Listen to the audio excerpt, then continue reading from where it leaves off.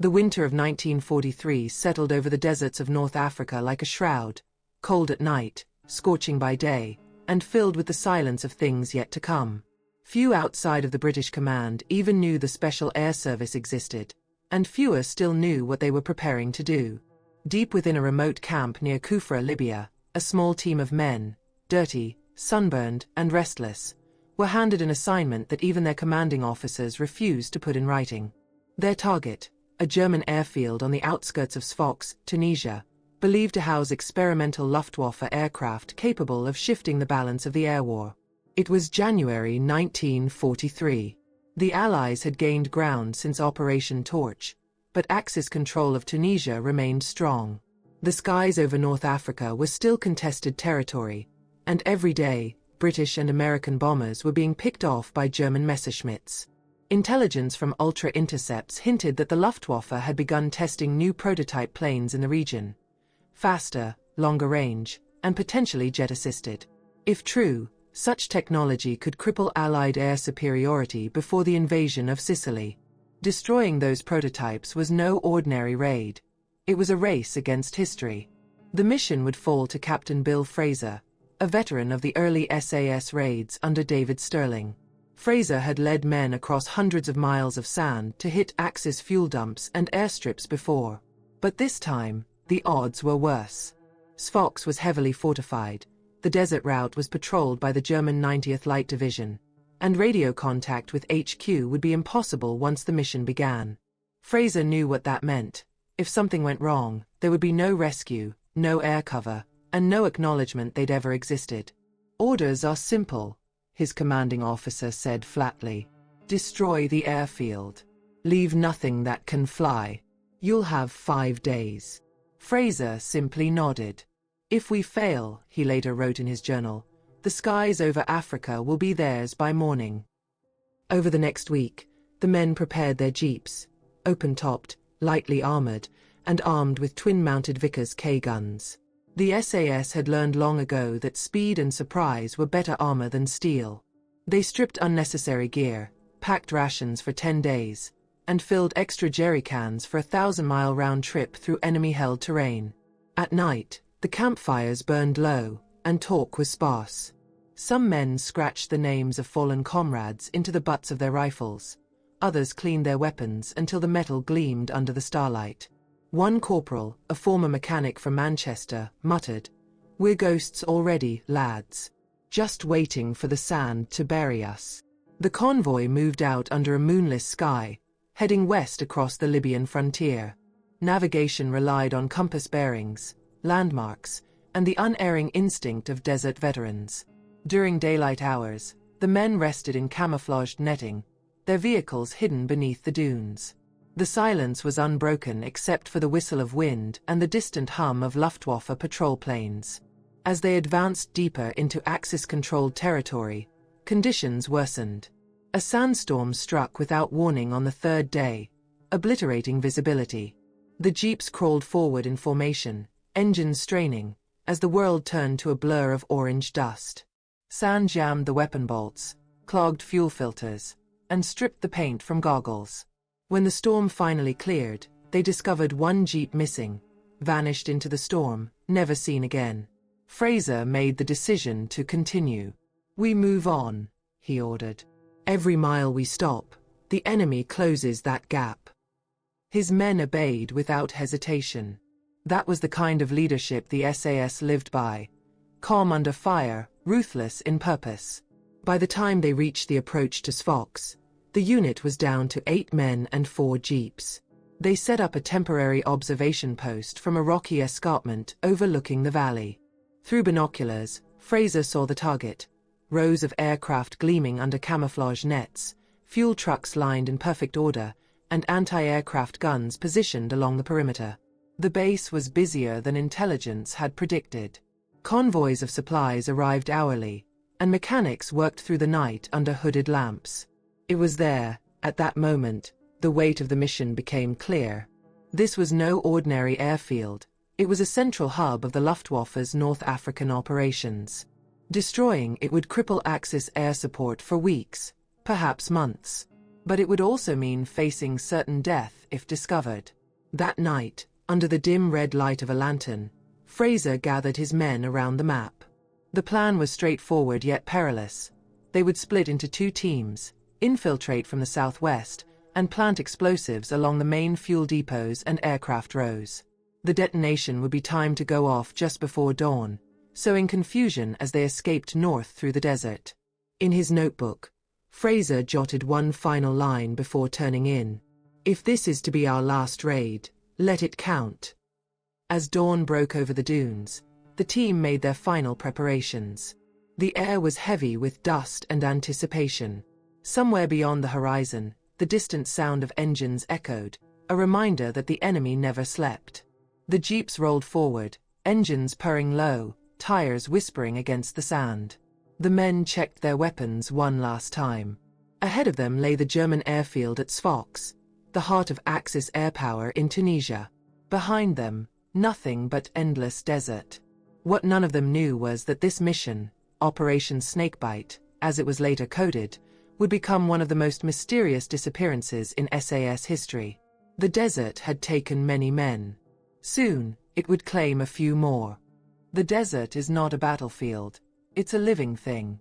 It breathes, it shifts, it hides secrets beneath its dunes.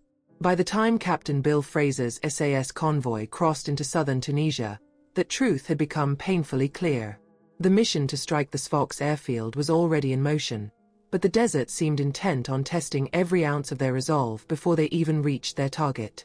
On January 22, 1943, the team pushed westward along a route used by Bedouin traders and Axis supply convoys. Navigation was a cruel joke in this part of North Africa. The maps were outdated, the stars were often obscured by dust, and the magnetic fields near the Shat El Jared salt flats played havoc with compasses. Their jeeps, each bristling with Vickers K guns and loaded with fuel, ammo, and explosives, were barely holding together under the strain. Sergeant Alan Mac McGregor, the team's mechanic, had to climb under the jeeps daily to clear sand from the carburetors. "If the Jerrys don't get us," he growled, "this bloody desert will." Every bolt, every moving part was a liability. Even the men themselves were breaking down, lips cracked, skin blistered, and eyes rimmed red from weeks of grit and glare. They traveled mostly by night. The cover of darkness was their only shield against German reconnaissance planes. By day, they camouflaged their vehicles under netting and waited, sweltering, for the sun to pass. Meals consisted of dry biscuits and tepid water. Conversation was rare. Silence became their language. Fraser enforced a rule: no radios except in emergencies. The desert was filled with listening ears, and German intercept units were active along the Tunisian frontier. Radio silence meant isolation, but it also meant survival. "The enemy cannot hear what you never say," he reminded his men. On the fourth night, the convoy spotted lights flickering on the horizon, headlamps moving along the desert track. Fraser ordered a full stop. Through his binoculars, he counted 6 vehicles, German supply trucks escorted by an armored car. The men hid their jeeps behind a ridge, engines off, and waited. The sound of the convoy grew louder, gears grinding, engines whining, voices shouting in German. Fraser leaned close to his sergeant. "If they spot us, we're done." But luck, or perhaps fate, favored them that night. The German trucks passed within 200 yards and vanished into the dust. When the last sound faded, Fraser whispered, "We move at dawn." By the following morning, the terrain began to change. The flat expanse of desert gave way to rolling dunes and patches of dry scrub. Axis patrols were more frequent now, and the team had to navigate by instinct alone. They were within 80 miles of Sfax. Then disaster struck. Around midday, one of the jeeps lost a wheel bearing and collapsed in the sand. The men worked feverishly under the blazing sun to repair it, but before they could finish, a Luftwaffe reconnaissance plane appeared overhead, a Fiesler Storch, low and slow, circling like a vulture. Fraser shouted, "Cover up!" The men dove beneath their camouflage nets, freezing in silence as the aircraft circled once, twice, then disappeared toward the east. The moment it was gone, Fraser knew what it meant. "They've seen something," he said grimly. "We have to move now." They abandoned the damaged jeep, stripped it of weapons and fuel, and set it alight. Within minutes, the column was back in motion, racing deeper into the desert to avoid pursuit. That night, they drove without headlights, guided only by starlight and the faint glow of a compass lamp. By dawn, exhaustion was setting in. One soldier, a young trooper from Leeds, collapsed from dehydration. The medic administered the last of the morphine and a sip of water. "We can't carry him," Max said quietly. Fraser hesitated only a moment before replying. "Then we leave a marker. The desert will decide." In later accounts, historians would call this stage of Operation Snakebite the point of no return. The SAS unit was now cut off, low on fuel, and hundreds of miles from friendly lines. Yet morale somehow held steady. They were soldiers of the invisible war, men trained to live in the margins between success and annihilation. Fraser recorded a brief entry in his notebook that night. "We are ghosts on the wind. The closer we get, the more the desert tries to erase us. But we will not vanish, not yet." As they neared the outskirts of Sfax, a storm began to gather on the horizon. Another sandstorm, darker and faster moving than before. The air turned electric, and visibility dropped to almost nothing. The convoy huddled in the lee of a dune, waiting for the storm to pass. When it finally did, hours later, one jeep was gone. No tracks, no debris, nothing. Just empty sand. Fraser stared into the void where his men had been. "They were right behind us," he whispered. No one spoke. The desert had swallowed them whole. With only 4 jeeps and 8 men remaining, Fraser looked toward the faint glow of the Sfax airfield, now visible on the distant horizon. The sound of aircraft engines carried faintly on the wind, a reminder of the enemy that awaited them. They were close now, closer than any Allied unit had ever dared to get. But the cost of reaching this point had already been higher than command would ever know. In the desert behind them, the sand shifted and covered their tracks, as if the earth itself was erasing the men of the SS. Ahead, the flames of their target flickered, promising both glory and oblivion. The lights of the Sfax airfield shimmered like a mirage against the horizon, yellow pinpricks in the desert night, half swallowed by heat and dust. For Captain Bill Fraser and his remaining men, that faint glow marked both their destination and their reckoning. After nearly 2 weeks of travel through hostile terrain, the SAS unit was within striking distance. But the closer they came, the clearer it became that their intelligence was wrong. Through binoculars, Fraser counted more than a dozen aircraft lined up under camouflage nets, most of them Messerschmitt Bf 109s and Junkers transports. But there were also larger, unfamiliar silhouettes, strange, twin-engine machines with elongated noses and swept tail fins. German engineers worked through the night under hooded lamps, guarded by troops from the Hermann Göring division. The base was far more active than anyone had reported. Reinforcements had clearly arrived. Fraser lowered the binoculars slowly. "They've doubled their security," he murmured. Either command underestimated them, or someone talked. His second-in-command, Lieutenant David Hawk Hensley, frowned. "So what's the play, sir?" "We can't storm that." "We won't," Fraser replied. "We'll walk right through it." That night, under a windless sky, the men prepared for what would be their boldest move yet, infiltration disguised as German troops. From earlier raids, they'd captured enemy uniforms, insignia, and forged papers. Items originally meant for deception if captured. Now, they would become their shield. Each man donned a Luftwaffe field jacket and cap, removing all British markings from their weapons. Fraser's German was fluent enough to pass casual inspection. Most of his men could mimic enough to bluff their way through. They were betting their lives on confidence and darkness. At 2,300 hours, they set off on foot toward the airfield. The desert floor crunched softly beneath their boots. In the distance, the low rumble of aircraft engines and the clatter of tools masked their movement.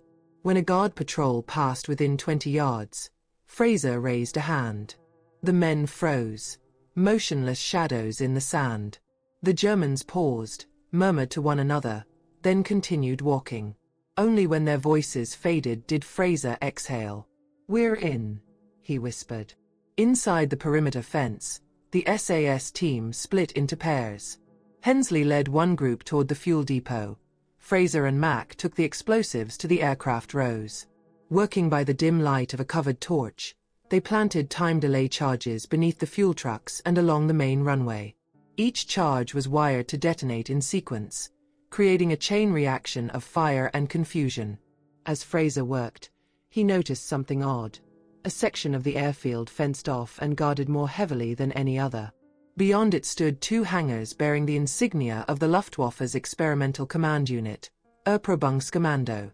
The markings were known from ultra-decrypts, linked to secret aircraft testing. He jotted a quick note in his field diary, Erprobungskommando present. Possible prototype storage. Must investigate. But time was running out. The patrols were growing more frequent, and the faintest mistake could mean disaster. At 0100 hours, just as Fraser armed the final detonator, a German officer approached from the shadows, barking orders in rapid German. The team froze. Fraser straightened, gave a sharp salute, and replied in the officer's own language.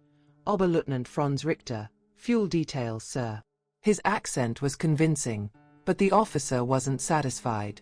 He stepped closer, eyes narrowing. The moment stretched.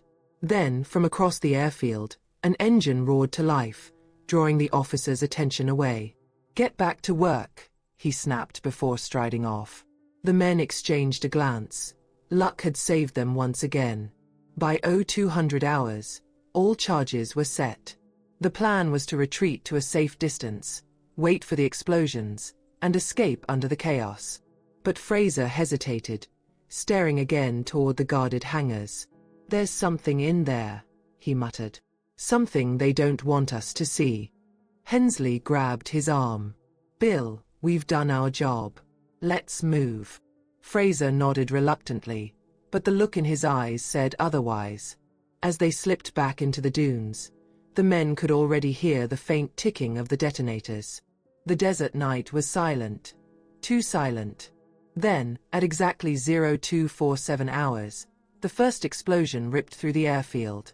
A column of fire erupted skyward, followed by a thunderous chain of detonations. Fuel tanks ignited, aircraft went up in flames, and chaos engulfed the base. From the ridge, the SAS team watched in awe as the inferno consumed the horizon. "Bloody beautiful," Mac whispered. "That's for Tobruk." But amid the chaos, one detail struck Fraser cold.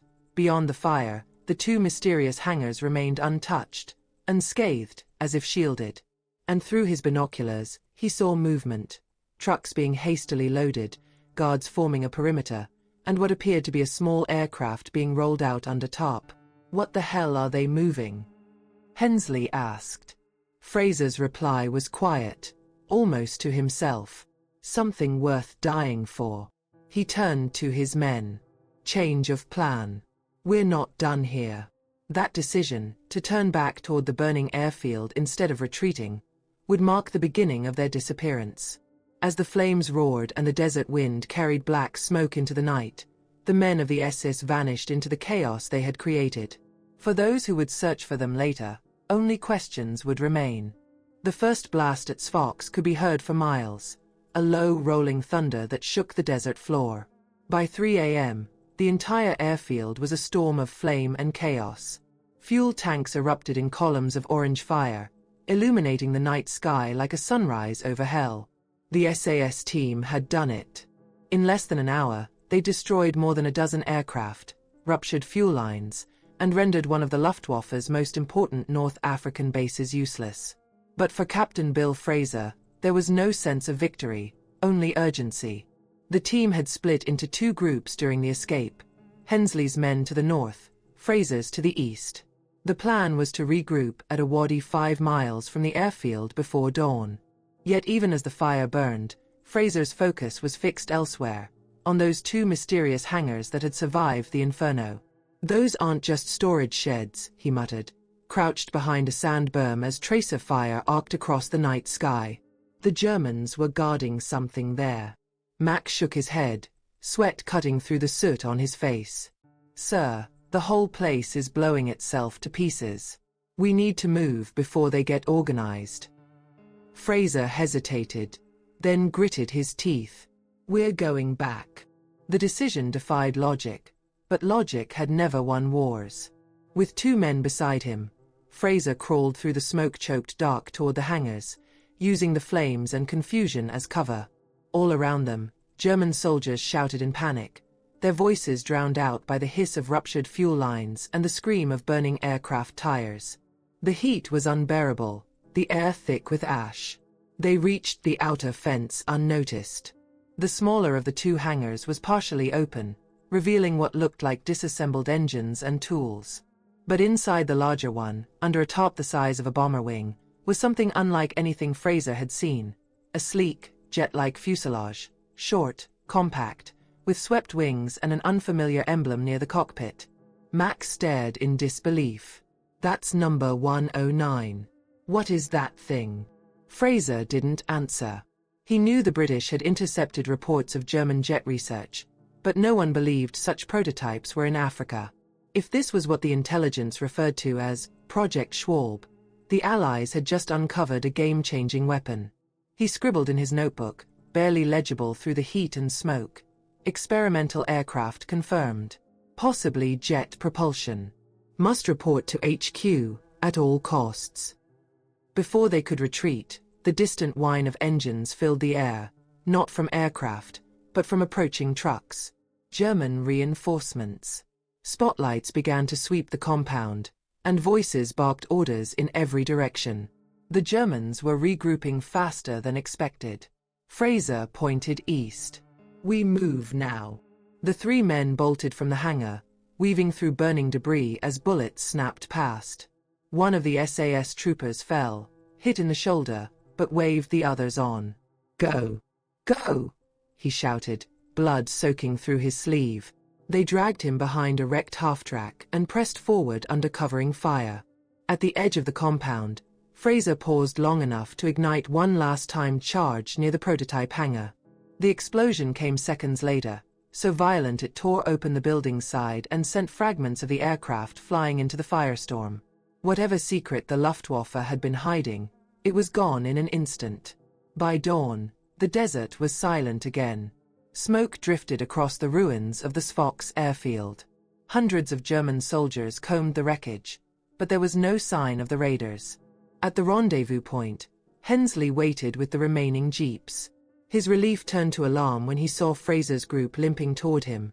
Exhausted, burned, one man barely conscious. Bloody hell, you made it, he said, helping them aboard. Fraser slumped against the jeep's side, clutching his notebook. The airfield's gone, he rasped. But we found something else, something they were building. What do you mean? Hensley asked. Whatever it was, Fraser replied, it's worth a dozen airfields. Before they could move, the faint drone of aircraft echoed overhead. Luftwaffe reconnaissance planes sweeping the desert. The men ducked under their camouflage netting, praying the smoke and distance would conceal them. The search planes circled for hours, then turned west, heading toward the coast. The SAS team pushed north, moving only at night. Their jeeps rattled over the dunes, engines coughing from overuse, but morale was high. They had completed their mission, and Fraser's notebook carried evidence that could rewrite Allied intelligence on German air power. Yet something was wrong. By the 3rd day, one jeep had broken down. They abandoned it and redistributed the men across the remaining vehicles. The desert was closing in again. Sandstorms returned, supplies dwindled, and the radio still remained silent. That night, as the others slept, Fraser stayed awake writing in his diary. His last entry read, Objective complete. Pursuing secondary target north of Sfox. Unknown nature. Will transmit once secure. That was the final recorded message from Captain Bill Fraser. The next morning, when Hensley's group reached the secondary rendezvous near El Hamma, they waited 2 days for Fraser's jeep to appear. It never did. No radio call, no flares, no tracks, nothing. just the wind sweeping across the dunes. When British intelligence debriefed Hensley weeks later, he could offer no explanation. "They vanished," he said simply. "Into thin air. We never found a trace." The mission had succeeded, but the desert had claimed its price. By February 1943, the Allied advance through Tunisia was gathering pace. In London, the newspapers were filled with reports of progress: Axis lines collapsing, air superiority shifting to the RAF. But in the intelligence offices of Cairo, one mission remained conspicuously absent from the headlines: the SAS raid on Sfax. Officially, it didn't exist. No record appeared in dispatches. No after-action report was filed. Unofficially, however, whispers spread among the men of the Long-Range Desert Group and the 8th Army. They'd heard that a small SAS team had pulled off the most devastating sabotage in North Africa and vanished without a trace. The operation had been a triumph of planning and nerve. The Luftwaffe base at Sfax was obliterated, its fuel stores and aircraft destroyed, crippling Axis air power in Tunisia. But when the survivors who'd made it out, Lieutenant David Hensley and 4 others, returned to Allied lines, they expected to see Captain Bill Fraser and his men close behind. They waited 3 days. No one came. At first, command assumed they were delayed, perhaps hiding from patrols. But by the 5th day, the truth began to settle in. A recovery team from the LRDG was dispatched to sweep the desert route between Sfax and El Hama. They found nothing but heat, haze, and wind. 3 weeks later, a second search team located the wreckage of a burned-out jeep near a salt flat south of Gafsa. The vehicle's frame was twisted and half buried in sand. There were no bodies, no signs of struggle, and no footprints beyond the immediate area. In the passenger seat, however, they discovered something unexpected: a single metal canister, sealed and partially melted. Inside were fragments of paper, half charred but still legible. The handwriting matched Captain Fraser's. The message was short and incomplete, the edges burned away, but what remained was chilling: objective complete. Secondary target confirmed. Pursuing west toward mountain facility. Unknown structure. No radio contact. If found, inform Sterling. David Sterling, the founder of the SAS, was himself a prisoner in German hands by then, captured weeks earlier during another operation.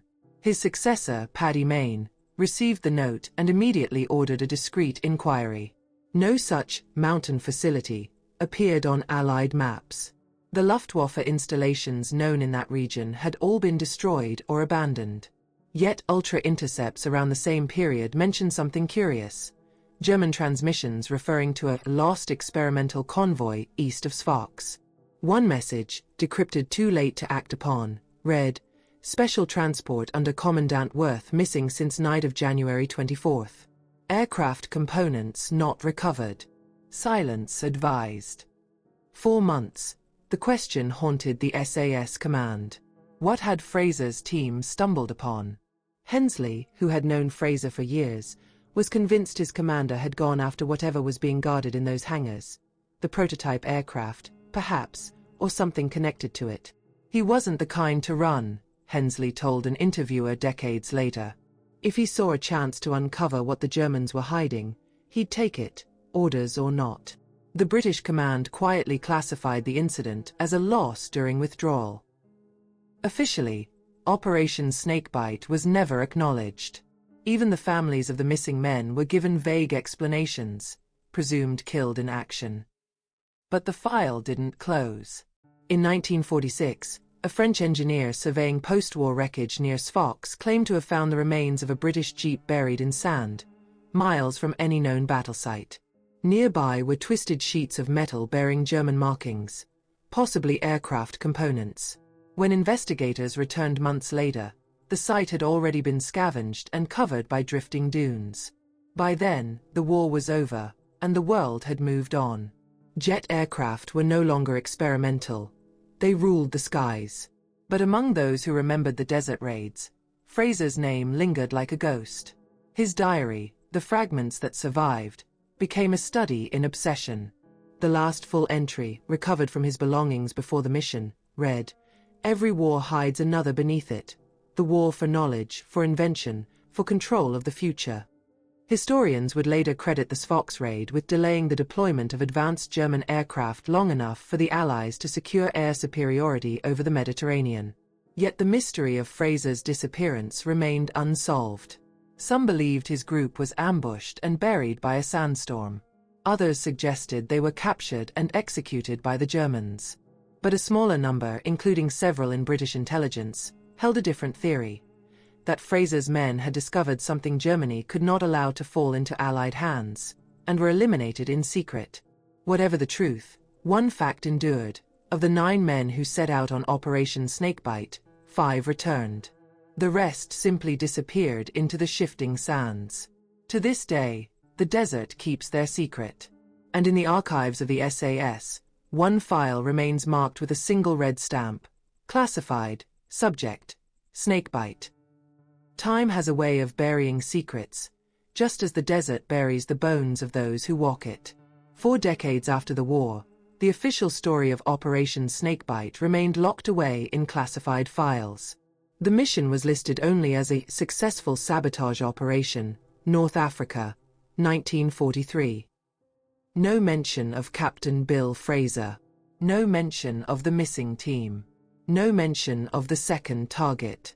It wasn't until the mid-1970s, when the British Ministry of Defence began quietly declassifying wartime records, that fragments of the truth began to surface. Among the documents released was a single intelligence summary from February 1943 referencing possible Luftwaffe experimental activity in southern Tunisia. It contained a brief note: unconfirmed report from SAS operative, aircraft of new type observed near Sfox prior to base destruction. Prototype may have been destroyed during raid. That was all it said, but to military historians, it was enough to reopen the mystery. Dr. Elaine Carter, an aviation historian at Cambridge, was one of the first to piece together the scattered details. What we realized, she explained in a BBC interview, is that the Germans were conducting field trials of the Me-262 jet program far earlier than we believed.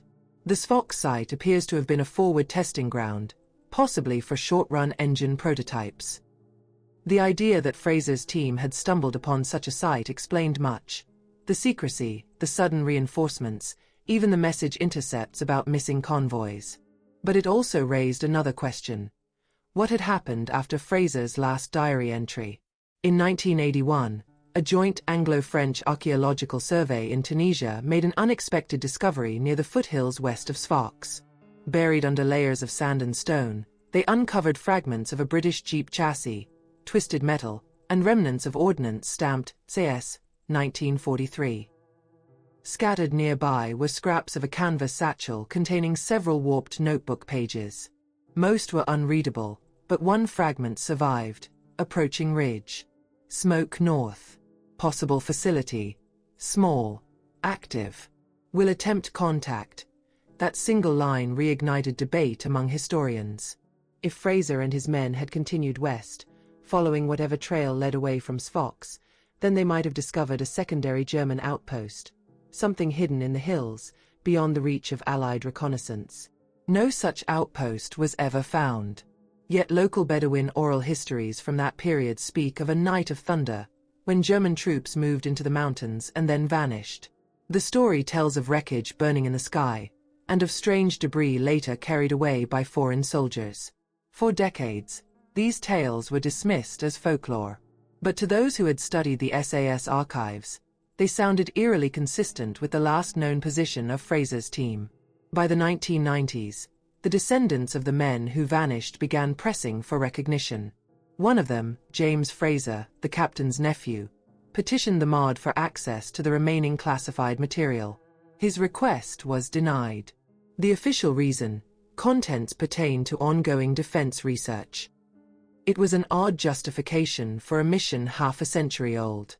Still, the legacy of Operation Snakebite endured within the SAS itself. Among its veterans, the raid became a symbol of determination and sacrifice. The regiment's motto, "Who dares wins," found one of its purest expressions in Fraser's decision to return to the burning airfield. His story was passed down quietly, in training halls and barracks, as a lesson in courage and consequence. Modern analysts often draw parallels between Operation Snakebite and later special operations. Small teams striking deep behind enemy lines with minimal support. The principles Fraser lived by, speed, surprise, and initiative, remain the backbone of Special Forces doctrine to this day. And yet, the mystery persists. What was the secondary target he pursued? Why was the file still classified long after the war ended? Some believe the mission's final outcome intersected with secret Allied intelligence efforts to capture or study German technology. Others suggest the disappearance was simply the desert's final cruel act, a sandstorm, an ambush, or an engine failure lost to history. Whatever the truth, no conclusive evidence has ever emerged.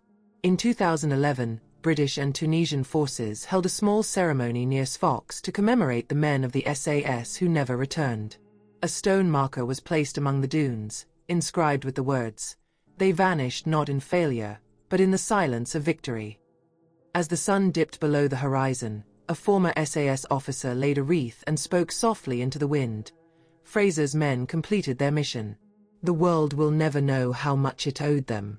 But we remember. And somewhere out there, beneath the endless dunes of Tunisia, the desert still keeps its secret. Of a team that disappeared, of a mission that changed the air war, and of a silence that has never quite been broken. Operation Snakebite remains one of the greatest mysteries in the history of the SAS, a story not of loss, but of how far men will go when duty calls them into the unknown.